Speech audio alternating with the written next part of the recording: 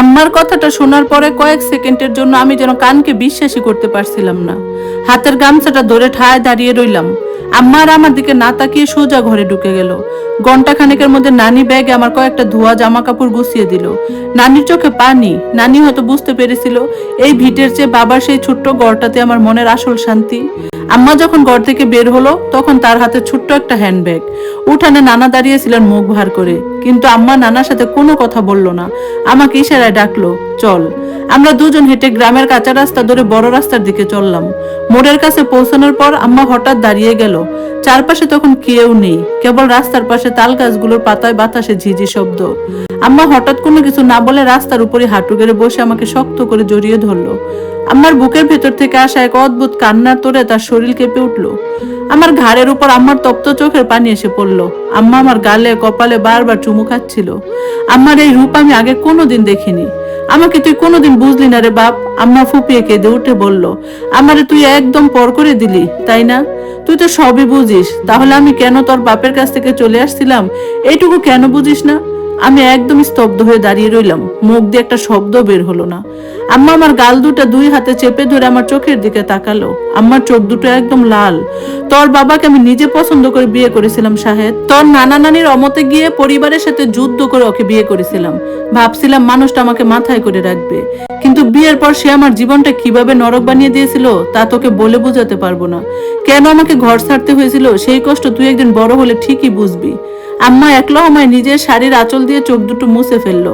তারপর ভ্যানিটি ব্যাগটা খুলে ভেতর থেকে বেশ কিছু টাকা বের করে জোর করে আমার পকেটে গুজে দিল।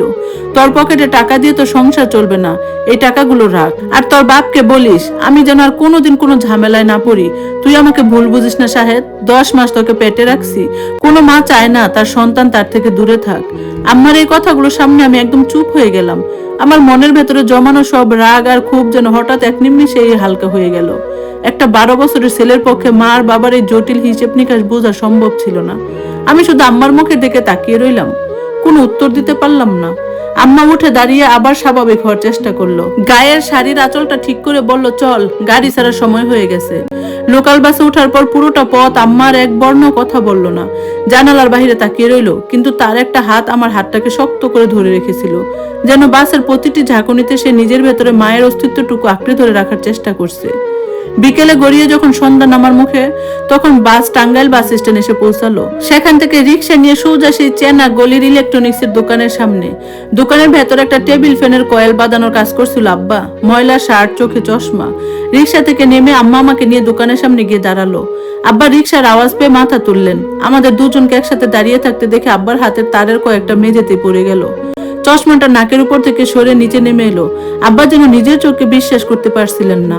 আম্মা এক পা এগিয়ে গিয়ে দোকানের কাউন্টারের সামনে দাঁড়ালো। গলার স্বরটা অসম্ভব কড়া শক্ত শোনালো। খালেক। আম্মা আব্বার দিকে সোজা তাকিয়ে একদম কড়া গলায় বলল, আমার ছেলেকে তোমার কাছে রেখে গেলাম, কিন্তু একটা কথা ভালো করে কান খুলে শুনে রাখো। যদি ওর কোনো কিছু হয়, যদি ও না খেয়ে থাকে বা অসুস্থ হয়, তবে মনে রেখো সেই দিনই তোমার শেষ দিন। কোর্টের কাগজ কিন্তু এখন আমার কাছে আছে। এক নিমিষে তোমাকে জেলে পাঠাবো। আব্বার মুখটা থমকে গেল। তিনি কোনো কথা বললেন না, শুধু মাথা নিচু করে দাঁড়িয়ে রইলেন।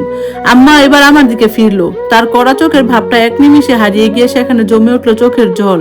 আম্মা আবার আমাকে দু হাতে শক্ত করে জড়িয়ে ধরে ফুপিয়ে উঠলো। পড়াশোনা মন দিয়ে করবি বাবা। আম্মা আমার কপালে একটা লম্বা চুমু খেয়ে বলল, কোনো কষ্ট হলে, কিছু দরকার হলে সাথে সাথে আমাকে ফোনে জানাবি, বুঝলি? আম্মার এক সেকেন্ডও দাঁড়ালো না। শাড়ির আঁচল দিয়ে মুখ মুছতে মুছতে হন হন করে রিক্সার দিকে হেঁটে গেল। রিক্সায় উঠে বসতে রিক্সাওয়ালা প্যাডেল মারতে শুরু করলো।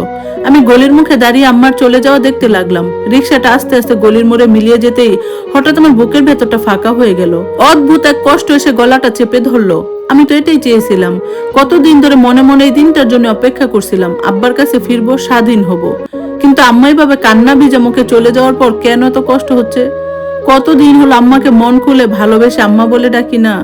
আজ আম্মার সেই কেঁদে ওঠা মুখটা দেখে ভেতর থেকে অসম্ভব ইচ্ছে করছিল পেছন থেকে দৌড়ে গিয়ে বলি, আম্মা তুমিও থেকে যাও, আম্মা তুমিও যেও না। কিন্তু আমার মুখ দিয়ে কোনো শব্দ বের হলো না। আমি শুধু চুপচাপ দাঁড়িয়ে আম্মার চলে যাওয়ার পথের দিকে তাকিয়ে রইলাম। পকেটে রাখা আম্মার দেওয়া টাকাগুলো তখন আমার হাতের ছোঁয়ায় ভীষণ ভারী ঠেকছিল। রিকশার শব্দটা গলির মোড়ে মিলিয়ে যাওয়ার পর আমি দাঁড়িয়ে রইলাম। পকেটের ভেতর আম্মার জোর করে গুজে দেওয়া টাকাগুলো হাত দিয়ে শক্ত করে চেপে ধরেছি। কেমন জানি একটা অস্বস্তি পুরো শরীরে কাজ করছে। কত বছর ধরে ভেবেছি আব্বার কাছে চলে আসব, কোনো ঝামেলা থাকবে না, কিন্তু আম্মা যখন কপালে ওইভাবে চুমু দিয়ে কেঁদে কেঁদে চলে গেল, মনটা কেমন যেন একদম ভারী হয়ে গেল। হঠাৎ আব্বা পিছন থেকে এসে আমার হাতটা শক্ত করে ধরে ফেললো। আব্বার চোখের চশমাটা একদম ঝাপসা হয়েছিল। আম্মার মুখ না দেখে শোনা করা কথাগুলো, গলির মানুষের তাকানো, সবকিছু তো আব্বারই সহ্য করলো। আব্বার রাস্তায় হাঁটুর উপর ভর দিয়ে বসে আমাকে শক্ত করে জড়িয়ে ধরে একদম ছোট বাচ্চার মতো কেঁদে দিল। আব্বার গায়ের ঘামের গন্ধটা নাকে আসতে আমার বুকের ভেতরটা কেমন করে উঠলো। আব্বার শরীরটা থরথর করে কাঁপছিল। শাহেদ, সত্যি চলে আসলি তুই? আর যাবি না তোরে বাবা? আমি আব্বার কাঁধে হাত রাখলাম। মুখ ফুটে কোনো কথা বের হলো না। আব্বা তাড়াতাড়ি চোখের পানি মুছে জামার হাতার চশমাটা পরিষ্কার করে উঠে দাঁড়ালো। চল বাবা, আজ দোকান বন্ধ করে দেই, কাজ আর ভালো লাগছে না। দোকানের জাপগুলো বন্ধ করে তালা দিল আব্বা। আমরা হেঁটে গলির মোড়ের মোস্তফার হোটেলে গেলাম। হোটেলে ঢুকে আব্বা মোস্তফা ভাইকে বলল, 2 থালা ভাত আর একদম ভালো দেখে মাংস দাও তো ভাই। পোলাটা কতদিন পর আসলো। থালায় গরম ভাত আর মাংসের বাটি দিয়ে গেল লোকটা। আব্বা বাটি থেকে সব বড় টুকরোগুলো বেছে আমার থালায় তুলে দিল। খা বাবা, পেট ভরে খা। আমি হাত দিয়ে ভাতের লোকমা মুখে নিলাম, কিন্তু গলার নিচে নামতে চায় না। মুখে কোনো স্বাদ পাচ্ছিলাম না। খালি মনে পড়ছিল আম্মা কিভাবে মুখটা চেপে ধরে কেঁদে বলল, 10 মাস তোকে পেটে রেখেছি। কোনো মা চায় না সন্তানকে দূরে ঠেলে দিতে। আগে ভাবতাম আম্মা খুব খারাপ, আব্বাকে কষ্ট দেওয়ার জন্য আমাকে আটকে রাখতো, কিন্তু আজ কেন জানি মনে হচ্ছে ভুলটা বোধহয় শুধু আম্মার একার ছিল না। আব্বা আমার দিকে তাকিয়ে বলল, কিরে, খাচ্ছিস না কেন? তরকারি খারাপ হয়েছে নাকি? না আব্বা, খাচ্ছি তো। আমি জোর করে 2টো ভাত গিললাম। খাওয়া শেষ করে আব্বার মেজ গড়ে এলাম। ঘরে ঢুকে আব্বা কোণের টেবিল থেকে এক গাদা ওষুধ বের করলো। লাল, হলুদ, নানান রঙের 4-5টা বড় বড় ক্যাপসুল। গ্লাসের পানি দিয়ে এক ঢুকে সবগুলো গিলে ফেললো। আমি আর থাকতে না পেরে সোজা আব্বার সামনে গিয়ে দাঁড়ালাম। আব্বা, তুমি প্রতিদিন এত কিসের ওষুধ খাও? এত ওষুধ তো কোনো ভালো মানুষ খায় না। আব্বা গ্লাসটা নামিয়ে রেখে একটু থমকে গেল। চশমাটা খুলে বলল, আরে কিছু না রে, ঘুমের ওষুধ। রাতে একটু শরীর ব্যথা করে তাই খাই। তুমি মিথ্যা বলছো আব্বা। আমি একদম সরাসরি বললাম, ঘুমের ওষুধ এতগুলো হয় নাকি? সত্যি করে বলো তো, তোমার আসলে কি হয়েছে? আব্বার মুখটা ফ্যাকাশে হয়ে গেল। ওসব কথার জবাব না দিয়ে চট করে কথা ঘুরিয়ে নিল। আমার চোখের দিকে তাকিয়ে বলল, তোর আম্মার জন্য মন খারাপ হচ্ছে, তাই না রে রাশেদ? আমি একদম চুপ করে গেলাম। কি বলবো বুঝে উঠতে পারছিলাম না। আব্বার কোনো কথা বাড়ালো না, ঘরের লাইটটা নিভিয়ে দিল। অনেক রাত হয়েছে, শুয়ে পড়, কাল সকালে কাজ আছে। আমরা দুজন পাশাপাশি শুয়ে পড়লাম। আব্বা আমার মাথায় হাত বুলাতে লাগলো, ঠিক যেমনটা ছোটবেলায় দিত যখন আমি ভয় পেতাম। আব্বার হাতের তালুটা খসখসে শুকনো। রাত তখন অনেক, চারপাশে একদম চুপচাপ। হঠাৎ আব্বার বুক থেকে একটা ভয়ঙ্কর কাশির তোর উঠলো। এত জোরে আর বুক ফাটা কাশি যে আব্বা বিছানায় সোজা হয়ে বসে পড়লো। কাশি আর থামেই না। আব্বা 2 হাত দিয়ে নিজের বুক চেপে ধরে কুকাতে লাগলো। আমি তাড়াতাড়ি উঠে লাইটটা জ্বালিয়ে দিলাম। আব্বার চোখ দুটো রক্ত লাল হয়ে গেছে, কপালের রগগুলো ফুলে উঠেছে। আব্বা, কি হয়েছে তোমার? আমি ভয় পেয়ে চিল্লায় উঠলাম। জগ থেকে গ্লাসে পানি নিয়ে আব্বার মুখে ধরলাম। আব্বা একটু পানি খেলো, কিন্তু কাশি থামলো না। আব্বা পাশে রাখা ময়লা গামছাটা দিয়ে মুখ চেপে ধরলো। কয়েক মিনিট পর কাশি কিছুটা কমলে আব্বা দেয়ালের সাথে পিঠ ঠেকিয়ে হাঁপাতে লাগলো। আমি গামছার দিকে তাকাতে বুকের ভেতরটা সেট করে উঠলো। সাদা গামছায় থোকা থোকা কালচে লাল রক্ত লেগে আছে। আমার হাত থেকে পানির গ্লাসটা মেঝেতে পড়ে ভেঙে গেল। আব্বা, এটা রক্ত না? আমি কেঁদে ফেললাম। তুমি এত কাশো কেন? তোমার শরীরে কি হয়েছে আব্বা? আব্বা তাড়াতাড়ি গামছাটা তুষকের নিচে লুকিয়ে ফেলে বলল, কিছু না রে বাবা, বুকে একটু ঠান্ডা লাগছে। তুমি আবারও মিথ্যা বলছো? আমি আব্বার জামা চেপে ধরে কেঁদে উঠলাম। কালকে সকালে তোমার নিয়ে ডাক্তারের কাছে যাবো। এভাবে থাকলে তো তোমার যক্ষা হয়ে যাবে। তুমি আমার সত্যি কথাটা বলো। আব্বা কোনো জবাব দিল না, শুধু হাত দুটো দিয়ে আমাকে শক্ত করে বুকের সাথে চেপে ধরে রাখলো। সুফিয়া যখন এই সংসারে ছিল তখন খালেক রাত হলে দোকানের বন্ধুদের সাথে বিড়ি সিগারেট আর বাজে নেশা করত। প্রতিদিন সেই নেশায় বিষাক্ত ধোঁয়া খেয়ে খালেকের ভেতরে এভাবে শেষ করে দিচ্ছিল। তা খালেক সুফিয়াকে ছেড়ে আসার পর কাউকে বুঝতে দেয়নি। খালেকের শরীরে যে ক্যান্সার বাসা বেঁধেছে তাও ভাবে লুকিয়ে রেখে সবার সামনে সুস্থ থাকার অভিনয় করছিল। আব্বা আমার মাথায় হাত রেখে একটা লম্বা শ্বাস ফেললো। আব্বার চোখের কোণ বেয়ে 1 ফোঁটা গরম পানি গাল দিয়ে গড়িয়ে পড়লো। সকাল হতে আব্বাকে নিয়ে টানাটানি শুরু করলাম। আব্বা দোকানে যাওয়ার বাহানা করছিল, বলছিল কয়েক বাদার কিছু জরুরি কাজ জমে আছে, কিন্তু আমি আজ কোনো কথা শুনলাম না। আব্বার শার্টের হাতা শক্ত করে টেনে ধরে ঘর থেকে বের করলাম। কাল রাতে সেই রক্তমাখা গামছাটার দৃশ্য দেখার পর আমার ভেতরে একটা অজানা ভয় তুলপার করছিল। বাজারের মোড়ে একটা ছোট্ট প্রাইভেট ক্লিনিক আছে, সেখানে সদর হাসপাতালের ডক্টর সকালে বসেন। সিরিয়াল পেয়ে যখন ডাক্তারের রুমে ঢুকলাম তখন বেলা 10টা বাজে। আব্বার গায়ে সেই আগের দিনে নীল শার্টটা, চোখে চশমা। ডাক্তার সাহেব চশমার উপর দিয়ে আব্বার দিকে কিছুক্ষণ তাকিয়ে রইলেন, তারপর বুক আর পিঠ পরীক্ষা করলেন স্টেথোস্কোপ দিয়ে। আপনার এত কড়া কাশি কতদিন ধরে? ডাক্তার গম্ভীর গলায় জিজ্ঞেস করলেন। আব্বা নিচু গলায় বললেন, এই তো স্যার কয়েক মাস হবে, একটু ঠান্ডা লাগছিল আর কি। আমি আর থাকতে পারলাম না, কাল রাতের কথা এক নিঃশ্বাসে বলে ফেললাম। আঙ্কেল, আব্বা মিথ্যা বলছে, কাল রাতে কাশির সাথে অনেকগুলো রক্ত পড়ছে, আর আব্বা ম্যাচ করে 4-5 পদের বড় বড় ওষুধ খায়। আমার কথা শুনে ডাক্তার আব্বার দিকে কড়া চোখে তাকালেন। ওই ওষুধগুলোর পাতা সাথে এনেছেন? আব্বার পকেট থেকে প্লাস্টিকের ছোট কৌটাটা বের করে ডাক্তারের সামনে রাখলো। ডাক্তার সাহেব পাতার নামগুলো দেখে হাত থেকে কলমটা টেবিলে রেখে দিলেন। লম্বা একটা দীর্ঘশ্বাস ফেলে আমার দিকে তাকালেন, তারপর আব্বাকে বললেন, আপনি এই ওষুধগুলো কোথায় পেয়েছেন? সদর হাসপাতালে ক্যান্সার ওয়ার্ডে দেখাইছিলেন? ক্যান্সার শব্দটা শোনা মাত্র আমার মাথার ভেতরে যেন বিকট একটা বাজ পড়লো। ঘরের চারপাশটা এক মুহূর্তে ঘুরতে লাগলো। আমি আব্বার দিকে তাকালাম। আব্বার মুখে কোনো চমকানোর ভাব নেই, যেন সেই শব্দটা আগে থেকে জানতো। আব্বা মাথা নিচু করে মেঝের দিকে তাকিয়ে রইল। ডাক্তার সাহেব আমার মুখের দিকে তাকিয়ে নরম গলায় বললেন, ছেলেটার বয়স কম, ওর সামনে মিথ্যা বলে লাভ নাই। ওনার লাংসের ক্যান্সারটা মনে হয় লাস্ট স্টেজে চলে গেছে। শরীরের ভেতরে রোগটা অনেক দূর ছড়িয়ে পড়েছে চিকিৎসা না করার কারণে। ওষুধগুলো দেওয়া হয়েছিল খালি ব্যথা আর কাশি একটু কম রাখার জন্য। এই অবস্থায় ওনাকে বেশি দিন ধরে রাখা সম্ভব না। ডাক্তার সাহেব আর কি যেন বলছিলেন, কিন্তু আমার কানে আর কোনো কথা ঢুকছিল না। বুকটা খালি এক অদ্ভুত যন্ত্রণায় কেঁপে আসছিল। চোখের সামনে থেকে চারপাশের বাতি, ডাক্তারের টেবিল, ঔষধের পাতা সব ঝাপসা হয়ে গেল। ক্লিনিক থেকে বের হয়ে আমরা যখন রাস্তায় নামলাম তখন আমি আব্বার এক হাত শক্ত করে ধরে রেখেছি, কিন্তু এই হাতটা যেন আগের চেয়ে অনেক বেশি ঠান্ডা ঠেকছিল। রাস্তার মোড়ার একটা বটগাছের ছায়ায় গিয়ে আমি থমকে দাঁড়ালাম। আব্বার দুটো হাত জড়িয়ে ধরে হাউমাউ করে কেঁদে উঠলাম। তুমি আমার আগে বলো না কেন আব্বা? এত বড় রোগ নিয়ে তুমি একা একা কষ্ট পাইছো। এই স্যাঁতস্যাঁতে ঘরে একা পড়ে থেকে তোমার ওষুধ খেতে হয়েছে। আব্বা আমার মাথায় একটা হাত রাখলো। আব্বার চোখের কোণ দিয়ে পানি গড়িয়ে চশমার কাছ বেয়ে নিচে পড়লো। তোকে বলবো কিভাবে বাবা? আব্বার গলাটা একদম ভেঙে আসছিল। তুই তো তোর আম্মার কাছে ছিলি, আমি ভাবছি জজ সাহেবের বিচারে তো তোকে হারিয়েই ফেললাম। নিজের মরণ বেদির কথা বলে তোকে আর তোর আম্মাকে কষ্ট দিতে চাই নাই। খালি মনে মনে একটা আকুতি ছিল, মরার আগে একবার যেন তোকে কুলে নিয়ে শুইতে পারি। আল্লাহ আমার সেই ডাক শুনছে। তুমি কিছুতেই মরবা না। আমি আব্বার বুকে মাথা রেখে ঢুকরে কেঁদে উঠলাম। আমি তোমার বড় হাসপাতালে নিয়ে যাবো। আম্মার দেওয়া টাকা আছে আমার কাছে, আরো টাকা দরকার হলে আমি কাজ করব। আব্বার চশমাটা খুলে শার্টের হাতায় মুছলো, হালকা একটু হাসার চেষ্টা করে বলল, দূর পাগল, মানুষের জীবনের মেয়াদ তো আল্লাহ লিখে পাঠায়। আমার দিন ফুরায় আসছে, ডাক্তারের ওষুধ দিয়ে আর এই শরীর টিকবে না। আমরা ধীরে পায়ে ম্যাচ গড়ে গিয়ে ফিরে এলাম। দুপুর গড়িয়ে বিকেল হতে হতে আব্বার শরীরটা একদম নিস্তেজ হয়ে পড়লো। ক্রমাগত কাশির তোরে আব্বার চোখ মুখ লাল হয়ে উঠছিল। বিকেলে বিছানায় শুয়ে আব্বা হঠাৎ আমার হাতটা শক্ত করে ধরে বলল, শাহেদ, একটা কাজ করবি? আমি আব্বার মুখের কাছে কান নিয়ে গেলাম। কি আব্বা? তোর আম্মাকে একটা ফোন দে। আব্বা খুব কষ্ট করে নিঃশ্বাস নিয়ে বলল, ওকে বল আমি ওর কাছে মাপ চাইছি। নেশা করে গালিগালাজ করে ওর জীবনটা আমি জাহান্নাম বানাইছিলাম, সংসারটা ধরে রাখতে পারি নাই। তোর আম্মা ভালো মেয়ে ছিল, আমি মানুষ ভালো ছিলাম না। ওরে ফোন দিয়ে একবার আসতে বল, শেষবার তোকে ওর হাতে ভালো ভালো তুলে দিতে চাই। আমি খাটের উপাশে শক্ত হয়ে বসে রইলাম। আম্মা সেই চলে যাওয়ার দিনের দৃশ্যটা চোখের সামনে ভেসে উঠলো। আম্মা তো আব্বাকে ঘৃণাই করতো, কারণ আব্বার সংসারে অশান্তির জন্যই আম্মাকে ঘর ছাড়তে হয়েছিল। কিন্তু সেই আম্মা যাওয়ার সময় কড়া গলায় বলে গেছে, যদি শাহেদের কিছু হয় তবে খালেককে জেল খাটাবে। আমার মন বলছিল, আম্মা আজ নতুন সংসার পেয়েছে, এখন যদি আম্মাকে ফোন দিয়ে বলি আব্বার ক্যান্সার, আব্বা বাঁচবে না, আম্মা কি আসবে? নাকি উল্টা ভাববে আব্বা আবার কোনো নতুন নাটক শুরু করছে আমাকে ধরে রাখার জন্য। আম্মা যদি না আসে তাহলে আব্বার এই শেষ ইচ্ছেটুকু ধুলোয় মিশে যাবে। পকেটে রাখা মোবাইল ফোনটার উপর হাত রেখে আমি খাটের কোণে বসে রইলাম। আব্বা চোখ বন্ধ করে শুয়ে আছে। বুকের ভেতর থেকে একটা গড়বড় আওয়াজ বের হচ্ছে।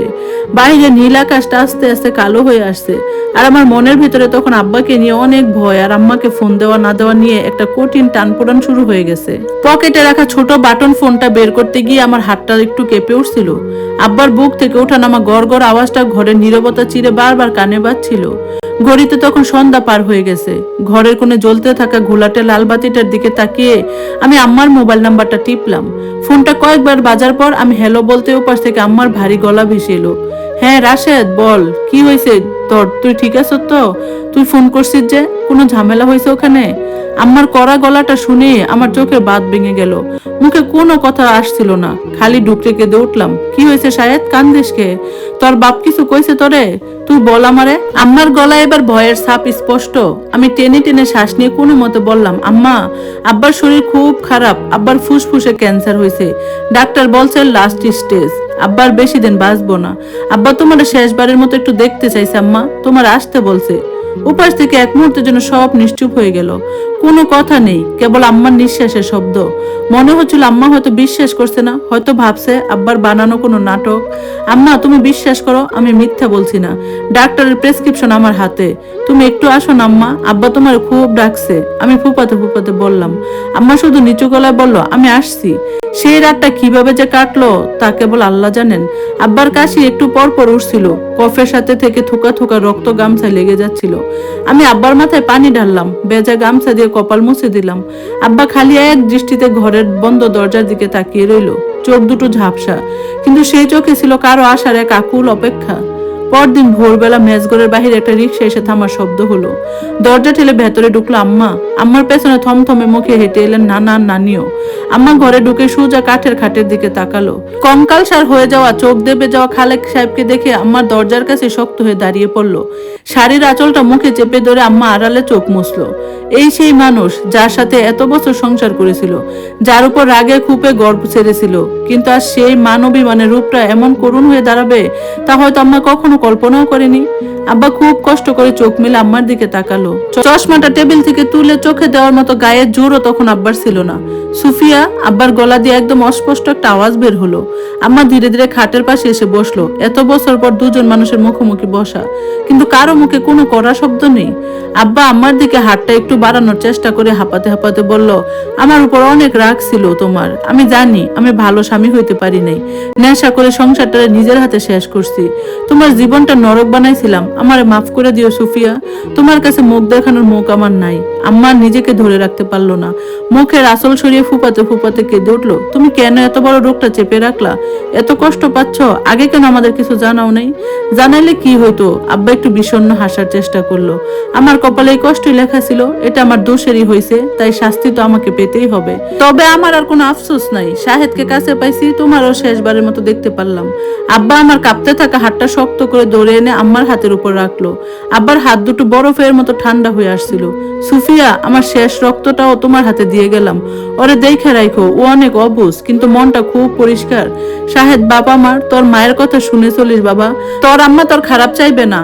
আব্বা আম্মার সেই বরফ শীতল হাত দুটো চেপে ধরে বলল, আমি মাফ করে দিছি তোমাকে, তুমি চিন্তা করো না, শাহেদ আমার কাছে থাকবে। কথাগুলো শোনার পর আব্বার মুখে যেন এক অদ্ভুত শান্তির ছায়া নেমে এলো। জীবনের সব দেনা পাওনার হিসাব যেন এক লহমায় মিটে গেল। আব্বা আস্তে করে চোখ দুটো বন্ধ করলো। আব্বার বুকের ভেতরে সেই ভয়ঙ্কর গড়গড় আওয়াজটা আস্তে আস্তে একদম থেমে গেল। ঘরটার ভেতরে তখন কেবল আম্মার আর আমার কান্নার শব্দ। আমি আব্বাকে জড়িয়ে ধরে জোরে জোরে চিৎকার করে কান্না করতে লাগলাম। খবর পেয়ে বিকেলের মধ্যে গ্রাম থেকে আব্বার চাচা আর চাচাতো ভাইয়ের এসে পৌঁছালো। মেজগড়ের সামনে ছোট গলিটাতে মানুষের ভিড় জমে গেল। বিকেল গড়িয়ে যখন আব্বার লাশটা ধুয়ে সাদা কাফনের কাপড়ে পেঁচানো হলো, তখন আমার মাথার ভেতরে সবকিছু যেন উলটপালট হয়ে গেল। এতক্ষণ কেঁদে যাওয়ায় আমি আর নিজেকে সামলাতে পারলাম না। খাটিয়াটা যখন লোকজন কাঁধে তোলার জন্য এগুলো, আমি এক ছুটে গিয়ে কাফনে মোড়ানো আব্বার বুকের উপর আশ্রে পড়লাম। আব্বার শরীর ঠান্ডা। তোমরা আব্বারে কই নিয়ে যাচ্ছ? আব্বারে মাটির নিচে নিয়ে যেও না, আমি আব্বাকে ছাড়া কোথায় থাকবো? আমি চিৎকার করে কান্না শুরু করলাম। আব্বার চাচা আমাকে টেনে তোলার চেষ্টা করলো। শাহেদ, বাবা কেঁদো না, আব্বাকে কবরস্থানে দিতে হবে, শেষ বিদায় জানাতে হবে। না, আমি উঠবো না। আমি আব্বার কাফনের কাপড় শক্ত করে জড়িয়ে ধরে রাখলাম। আমি আব্বার সাথে যাবো, আমারও আব্বার সাথে মাটির নিচে দিয়ে দাও। আব্বা একা একা ওই অন্ধকারে থাকতে পারবো না। আমার এই আর্তনাদে আশেপাশের মানুষের চোখ দিয়ে পানি গড়িয়ে পড়ছিল। আম্মা দৌড়ে এসে আমাকে পেছন থেকে দুই হাতে জড়িয়ে টেনে তোলার চেষ্টা করলো, কিন্তু আমি তো তখন আর আম্মার কোনো কথা শুনছিলাম না। 12 বছরের একটা ছেলের গায়ে এত জোর আসতে পারে তা কেউ ভাবেনি। আমি আম্মার হাত ছাড়াইয়া আব্বার কফিনের উপর আবার ঝাঁপিয়ে পড়লাম। আম্মা, সাইডা দাও আমারে, তুমি তো আমারে ছেড়েই চলে গেছিলা। আব্বাই তো আমার হাত ধরে নিয়ে আসছিল, আমি আব্বারে ছাড়া কেমনে থাকবো? নানা আর আব্বার চাচাতো চাচাতো ভাই মিলে অনেক কষ্টে আমাকে চেপে ধরে সরালো। কাফনের উপর থেকে আমার হাত দুটো যখন ছাড়ানো হলো, মনে হচ্ছিল আমার বুকের ভেতরে কলিজাটা কেউ টেনে ছিঁড়ে ফেলছে। পকেটের ভেতর আম্মার দেওয়া নোটগুলো আর পকেটে রাখা আব্বার প্রেসক্রিপশনটা দুমড়ে মুচড়ে যাচ্ছিল। কবরস্থানে নিয়ে যাওয়ার পর যখন আব্বাকে মাটির কবরে নামানো হলো, তখন আমি মাটির উপর আশ্রে পড়ে কাঁদছিলাম। আব্বার গায়ের উপর এক কোদাল করে মাটি পড়া দেখে মনে হচ্ছিল আমার নিজের উপরই মাটি দেওয়া হচ্ছে। যে হাতটা কাল রাতে আমার মাথায় বুলিয়ে দিচ্ছিল, সেই হাতটা চিরতরে অন্ধকার মাটির নিচে তলিয়ে গেল। দাফন শেষ করে সবাই যখন ফিরে আসছে, তখন আম্মা এসে আমার হাত ধরলো, চল শাহেদ, আমাদের বাড়ি ফিরে যেতে হবে। আমি আম্মার হাতটা ঝটকা দিয়ে সরিয়ে দিলাম। না, আমি কোথাও যাবো না, আমি আব্বার এই মেজ ঘরেই থাকবো। এই ঘরে আব্বাই থাকতো, আব্বার জিনিসপত্র আছে, আব্বার গন্ধ আছে, আমি কোথাও যাবো না আম্মা। আমি সোজা দৌড়ে গিয়ে সেই চেনা মেজ ঘরের কাঠের খাটে গিয়ে বসে পড়লাম। দেয়ালের সাথে গন্ধ, আব্বার সেই মেজের উপর পড়ে থাকা চশমার বাক্স আর ওষুধের কোটা সব আঁকড়ে ধরে বসে রইলাম। নানা এসে আমার মাথা হাত রেখে নরম গলায় বললেন, নানু ভাই, এই ফাঁকা ঘরে তুই একা কেমনে থাকবি? তোর আব্বা তো আর এই ঘরে নাই, চল আমাদের সাথে। না না না, আব্বাই ঘরেই আছে, তোমরা আমারে জোর কইরো না। আমি খাটের পায়া শক্ত করে ধরে চিল্লাইতে লাগলাম।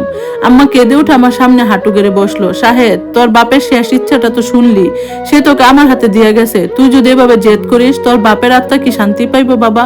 তুই ছাড়া এখন আমার কে আছে বল? আমার এই আকুল কান্নার কাছে আমার সব জেদ যেন আস্তে আস্তে ভেঙে গুঁড়ো হয়ে গেল। কতদিন ধরে আম্মার প্রতি রাগ পুষে রেখেছিলাম, কিন্তু আজ সেই রাগের কোনো অর্থ খুঁজে পেলাম না। আম্মার নানা মিলে আমাকে শক্ত করে জোর করে ধরে ঘর থেকে বের করে আনলো। মেজ ঘরে দরজায় যখন তালা মারা হলো, মনে হলো আমার শৈশবের পুরোটা সময় স্বেচ্ছাতে ঘরের ভেতরে বন্ধ হয়ে গেল। এরপর কেটে গেছে বহুদিন। আম্মার নতুন সংসারে আমি এসে উঠেছি। নানা নানি আমাকে নিজের সন্তানের মতো আগলে রাখেন, পড়াশোনা চালাই, কিন্তু আমার মন পড়ে থাকে সেই শহরের একটা নির্দিষ্ট মাটির কাছে।